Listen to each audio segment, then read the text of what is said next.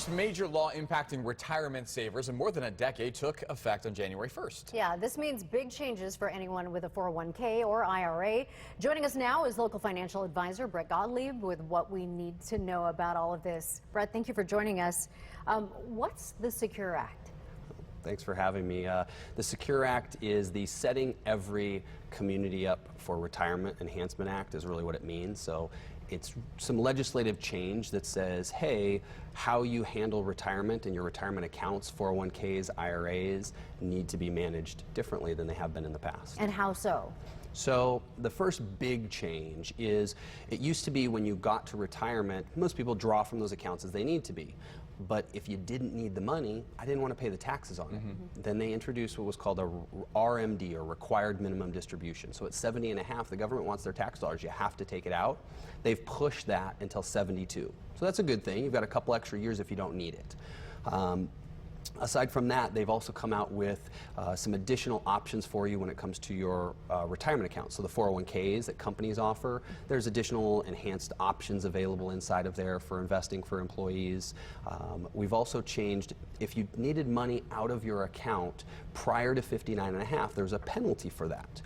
They've added the ability, if you had a new baby, if you adopted somebody, they're going to waive that. So there was some financial hardship rules. They added in. So these there's no extras. penalty for that, but you still have to pay the taxes. You still got to pay the money taxes. that you, right. Correct. So on the face of this, it's intended to help more people, I guess, presumably over the long term. How does it hurt us? I imagine there's another side to it too. There is. So the big challenge that we've got really is the inheritance side. So once you've passed away, you leave a spouse your IRA or 401k, and that's great. They have a required minimum distribution as well. But when it goes to your kids or grandkids, that's where the big change is. It used to be that they had a required distribution over their life expectancy. Well, they're much younger. They have a longer life expectancy. They take a little bit out at a time. They've shut that down to 10 years. So when you pass away, your kids or grandkids inherit these assets. They can either take all of it out in year one, wait until the 10th year, all of it has to be out, or they can take it out over time. And that's really where the planning comes in, because we've got to figure out how to manage the tax implications of something like that. I come with that, of course. Is there anything that we should do at this point? You should do planning, significant planning at this point, because this is a major change. So sitting and talking with your financial advisor, if you don't have one, go find one. We do a wine and wisdom event every month where we teach our clients and prospective clients, hey, here's an opportunity for you to plan things that you need to do. What's going on in your situation? How's your assets allocated? How can we manage the taxes moving forward? What kind of things are going to be best for you so that you're going to be set up okay in the future?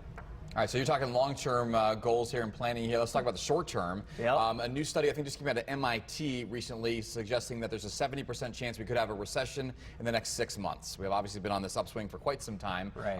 What should we do as far as preparing for that to possibly happen, preparing for that to possibly not happen?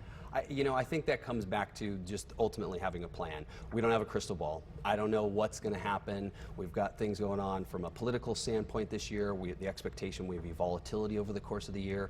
So revisit your plan, see your advisor, go through, are you asset allocated properly? Are you diversified? Are you 10 years or less from retirement? That's a different conversation. What are you really doing to make sure that you're going to be protected? Have things changed in the last 10 years or so? I mean, so many of us that are, I don't know, of a certain age, maybe 35 plus, maybe 30 plus, who just went through this, right? Went through this. We just went through it. Right. This huge recession like we haven't seen in this country in a long time. Yep. Has that changed the way people approach a situation that might bring us another recession in the short term? I think so. I think because people look at it and say, hey, I've seen it once before. Where am I if this happens? Am I, in my 30s and 40s where I can ride through it?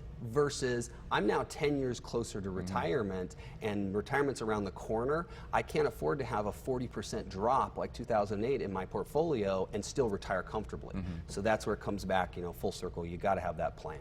But it really is important for everybody to take a moment to actually look at where they're at. And That's right. Age is such a huge factor. Yep, it's significant. All of your planning needs to be focused on where are you in your life today, because every one of us is different. no matter what it is that's going on, I got to figure out how each of us apply tax rules, how they apply financial planning, how much you should save, what are your ultimate goals. All right, have a plan, talk to a professional. That's right. That's good Always stuff important. and good new information. Brett, thank you very much. We appreciate it.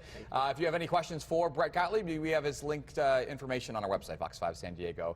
All right, Brett, thank you very much.